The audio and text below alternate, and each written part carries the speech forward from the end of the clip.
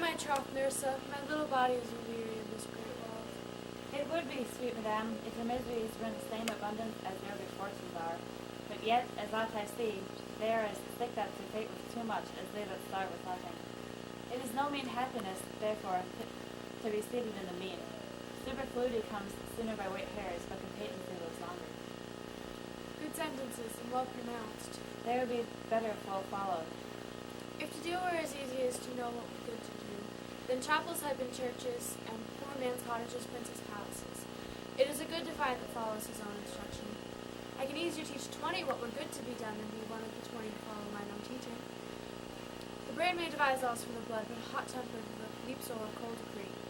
Such hair is madness, the youth skips o'er the meshes of good counsel the cripple. But this reasoning is not in the fashion to choose me a husband. Oh me, the word choose! I can neither choose who I would nor refuse whom I dislike. Such is the will of the living daughter, curbed by the will of the dead father. Is it not hard, Nerissa, that I can neither choose one nor refuse none?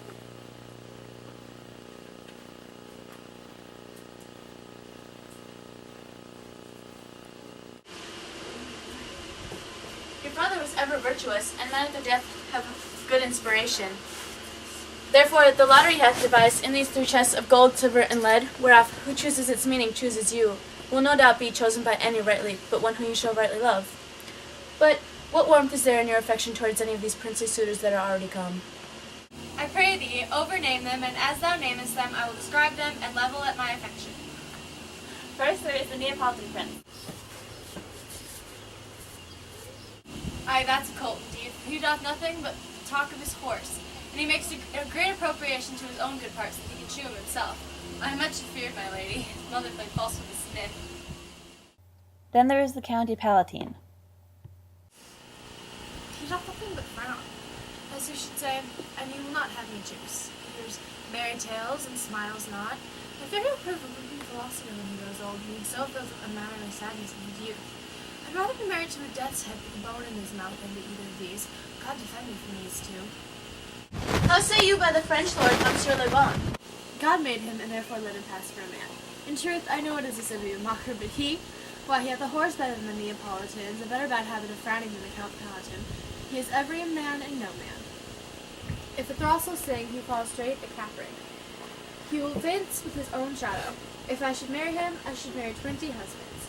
If he would despise me, I would forgive him, for if he loved me to madness, I should never requite him. What say you then to Falconbridge, the young Baron of England? I say nothing to him, for he understands not me, nor I him. He hath neither Latin, French, nor Italian, and you will come into the court and swear that I have a poor pennyworth of the English. He is a proper man's picture, but alas, who can converse with a dumb show? How oddly he is suited. I think he bought his doublet in Italy, his roundhouse in France, his bonnet in Germany, and his behavior everywhere. What think you of the Scottish lord, his neighbour?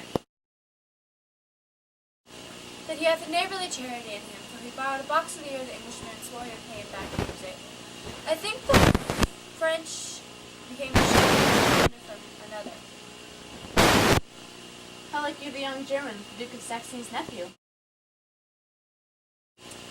Very vilely in the morning when he is sober, most vilely in the afternoon when he is drunk. When he is best, he is a little worse than a man, and when he is worse, he is a little better than a beast. And the worst fall that ever fell, I hope I should make sure to go about it. If you should offer to choose the right casket, you should refuse to perform your father's will if you should refuse to accept him. Therefore, for fear of the worst, place a deep glass of reddish wine on the contrary casket. For if the devil be within and temptation without, I know he will choose it. I'll do anything, Nursa, ere I'll be married to a sponge. You need not fear, lady, the having any of these suitors. They have acquainted me with their determinations, which is indeed to return to their home and to trouble you with no more suit, unless you may be won by some other sort than your father's imposition, depending on the casket. If I live to be as old as Sibylla, I will die as chaste as Diana, unless I be obtained by the manner of my father's will. I am glad this parcel of words are so reasonable, for there is not one of them but I dote on his very absence, and I pray God grant him a fair departure.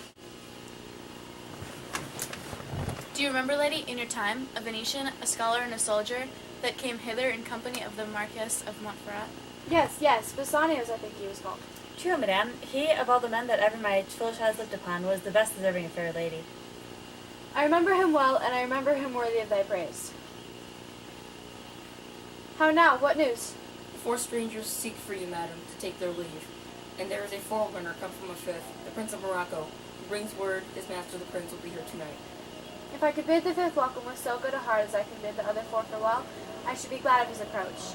If he have the condition of a saint and the complexion of a devil, I would rather he should shine me rather than white me. Come, Nerissa, straw, go before whilst we shut the gates. Upon one war, another knocks at the door.